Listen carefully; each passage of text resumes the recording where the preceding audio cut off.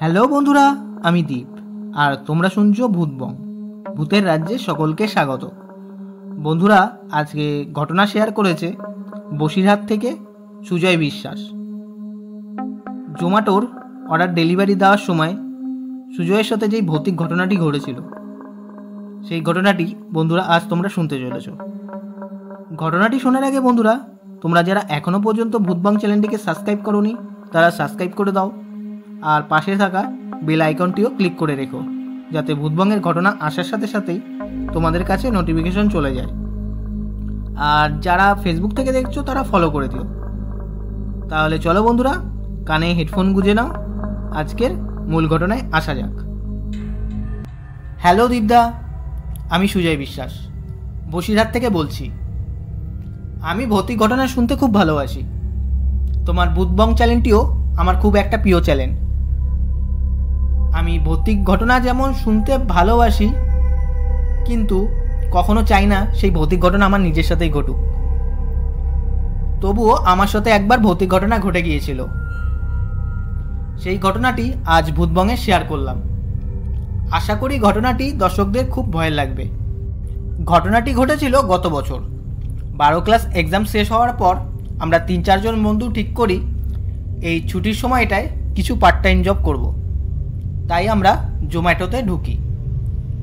প্রতিদিন রাত 10টা অবধি আমরা কাজ করতাম। তারপর সবাই মিলে আমরা একসঙ্গে মিট করতাম, তারপর বাড়ি ফিরতাম। একদিন কাজ শেষ করে সবাই প্রতিদিনের মতো মিট করি। সেই দিন আমি জোম্যাটো অ্যাপসটা লগ আউট করতে ভুলে যাই। তাই আমার ফোনে জোম্যাটোর নোটিফিকেশন আসে একটা অর্ডার ডেলিভারির জন্য। আমার আর যাওয়ার ইচ্ছা ছিল না। বন্ধুরা বলে, যা ডেলিভারিটা দিয়ে তোর জন্য আমরা ওয়েট করব। কথা মতো তাই করি। দোকান থেকে খাবারটা নিয়ে কাস্টমারের লোকেশনের উদ্দেশ্যে রওনা হই।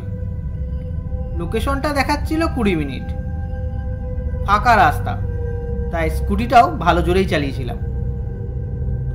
ফোনে যেই ম্যাপ দেখাচ্ছিল আমার সময়ের মতো সেই জায়গায় পৌঁছে যাওয়ার কথা, কিন্তু জানি না ঠিক প্রপার প্লেসে আসার পর রাস্তা অলিগলি হয়ে বেড়ে গেল। এমন বারবার হতে হতে 20 মিনিটের জায়গায় 40-45 মিনিট হয়ে যায়। ফাইনালি ডেলিভারি লোকেশনে পৌঁছাই, কিন্তু আদৌ ওইটা ডেলিভারি লোকেশন ছিল না।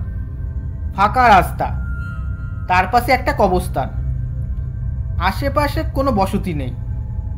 আমার ম্যাপে ওই জায়গাতেই ডেলিভারি স্পট দেখাচ্ছিল। ওই রাস্তাটা চিনি, কিন্তু খুব কম যাতায়াত করেছি ওই রাস্তা দিয়ে। কোনো লোকজনও নেই। আমি ভাবলাম কেউ মনে হয় শয়তানি করে মনে হয় অর্ডারটা দিয়েছে। তো আমি কোম্পানির সাথে যোগাযোগ করার চেষ্টা করি, কিন্তু আমার ফোনে দেখি পুরো টাওয়ার উড়ে গেছে, নেটও অন হচ্ছে না। মনে মনে ভাবছি মহা ঝামেলায় পড়লাম তো। আর সত্যি কথা বলতে ওই জায়গায় আমার ভীষণ ভয়ও করছিল। ঠিক করি দূর বাড়ি যাই, তারপর যা হওয়ার হবে। বেশি কিছু হলে এই কাজটা ছেড়ে দেবো। সেই মতো বাড়ির উদ্দেশ্যে রওনা হই। স্কুটিটা স্টার্ট দেওয়ার পর দেখি আমার কেন জানি না মনে হচ্ছিল পেছনে কেউ বসে থাকলে যেমন অনুভূতি হয় ঠিক সেম অনুভূতি হচ্ছে। তবুও নিজের মতো গাড়ি চালিয়ে যাচ্ছিলাম। হঠাৎ আমার বাঁ হাতে পেছন থেকে লাল রঙের শাড়ির আঁচল এসে পড়ে। আমি সঙ্গে সঙ্গে হাতটা ঝাড়া দিই, গাড়িটা দাঁড় করাই। দেখি রাস্তার মধ্যে আশেপাশে কোনো জায়গায় লাল কাপড় টাইপের কিছু নেই।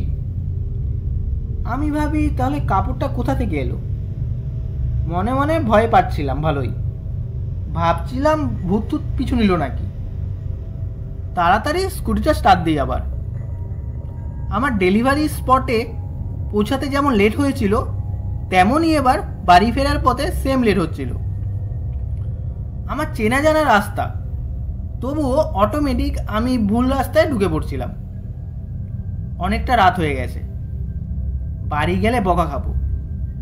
একটু টেনশনেও ছিলাম, নার্ভাসনেসটাও কাজ করছিল। আবারও হঠাৎ সেই লাল রঙের আঁচল বা হাতে এসে পড়ে আর হাতটা জ্বলে ওঠে। হাতে দেখি 3টে নখের দাগ পড়ে গেছে। আমি শিওর হয়ে যাই এটা অলৌকিক কিছুই ঘটছে। জোরে পিক আপ দেই, তবুও গাড়ি স্পিডে চলছে না। আমার পিঠে থাকা জোম্যাটোর ব্যাগটায় খচখচ শব্দ হচ্ছে। আওয়াজটা এমনই হচ্ছে যে অনেক কটা ইঁদুর ভেতরে থাকলে যেমন দৌড়াদৌড়ি করে, ঠিক তেমনই। আমি ঠিক করি গাড়ি দাঁড় করাবো না, ব্যাগ খুলে দেখার দরকার নেই, যা হচ্ছে হোক। লুকিং গ্লাসে দেখার চেষ্টা করি পেছনে কেউ আছে নাকি, কিন্তু কিছু দেখি না। এবার বাঁ হাতের পর ডান হাতে সেই লাল রঙের আঁচলটা এসে পড়ে আর হাতটা জ্বলে ওঠে। দেখি সেম 3টে নখের আঁচল। তখনও আমার মনে হচ্ছিল আজ মনে হয় আর বাড়ি ফেরা হবে না। আমি গাড়ি চালিয়ে যাচ্ছিলাম আর লুকিং গ্লাসে ফলো করে যাচ্ছিলাম। পেছন দিয়ে একটা মেয়েলি গলায় আমার কানের কাছে ফিসফিস করে বলে ওঠে, লুকিং গ্লাসে তাকাস না, আমার খাওয়া হয়ে গেলে চলে যাব। এই কথা শুনে নিজেকে ঠিক রাখতে পারিনি, হাত কেঁপে যায় আর স্কুটি নিয়ে পড়ে যাই। ভাগ্যি ভালো স্কুটিটা স্পিডে ছিল না, তাহলে গাছে গিয়ে ধাক্কা মারতাম, পায়ে চোট লাগে, ঠিকমতো উঠে দাঁড়াতে পারছিলাম না। সেই মুহূর্তে দেখি আমার বন্ধুগুলো আসছে। ওরা আমাকে দেখে বলে, ঠিকই ধরেছি, গাড়ি ঠিকভাবে চালাতে পারিস না, অ্যাক্সিডেন্ট করেছিস, তাই আমরা তোকে খুঁজতে বেরিয়েছি। তারপর ওরা আমাকে তোলে, জল খাওয়ায়। ওরা বলে, কিরে ঘেমে তো চান করে ফেলেছিস পুরো। ওরা যে আমাকে এত কথা বলে যাচ্ছে, আমি কিন্তু পুরো চুপ, উত্তর দিচ্ছি না। ওদের খটকা লাগে, ওরা বুঝে যায় শুধু অ্যাক্সিডেন্ট না, অন্য কিছুও ঘটেছে। ওরা আমার চোখে মুখে জলের ঝাপটা দেয়, আমি কেঁপে উঠি। তখন পুরো সেন্সটা আসে। তারপর ওদেরকে সব ঘটনা বলি, যা যা ঘটেছে। আমার এক বন্ধু আমার ফোনটা নেয় দেখার জন্য ওই অর্ডারটার ব্যাপারে। দেখে ওই টাইমে কোনো অর্ডার নেই, কোনো কাস্টমার নেম নেই বা কোনো ফোন নাম্বার নেই। আর সবচেয়ে আশ্চর্যের বিষয়, সেই অর্ডারে আমি মটন কষা নিয়ে যাচ্ছিলাম। আমার বন্ধুরা আমার জোম্যাটোর ব্যাগটা খুলে দেখে শুধু সিলভার প্যাকেটটা পড়ে, ভেতরে মাংস নেই। ওরাও দেখে অবাক হয়ে যায়। কারও বুঝতে আর বাকি নেই যে ঘটনাটা কি ঘটেছে। তারপর ওরা আমাকে বাড়ি অবধি পৌঁছে দেয়। মা বাবা আমার মুখ চুখ দেখে বুঝে যায় যে কোনো দুর্ঘটনা ঘটেছে। আমি মা বাবাকে বলতে ভয় পাচ্ছিলাম, তাই আমার বন্ধুগুলোই ব্যাপারটা বলে। তো মা বাবা বলে আর আমাকে ওই কাজে যেতে দেবে না। আর সেই মতো আমার বন্ধুগুলো বলে ওই কাজ আর করবে না। আমরা সবাই কাজটা ছেড়ে দিই। ওই দিন রাতে আমার সাথে আর কোনো কিছু ঘটেনি, কিন্তু 2-3 দিন দুই হাতের যেখানে নখের আঁচড় পড়েছিল ওই জায়গায় ওই রাতের অমন টাইম হলেই জ্বলে উঠত। তারপর থেকে আর কিছু ঘটেনি।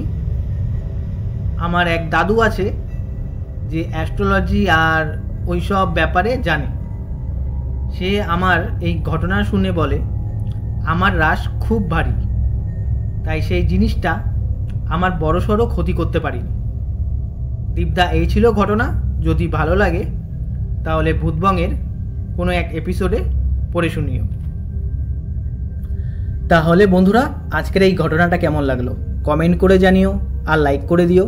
আর বন্ধুরা, তোমরাও যদি ঘটনা পাঠাতে চাও তাহলে আমাদের ভূতবংয়ের ইমেল আইডি bhutbongofficial@gmail.com পাঠিয়ে দিও। তাহলে বন্ধুরা, আজকের জন্য এইটুকুই। Tata bye.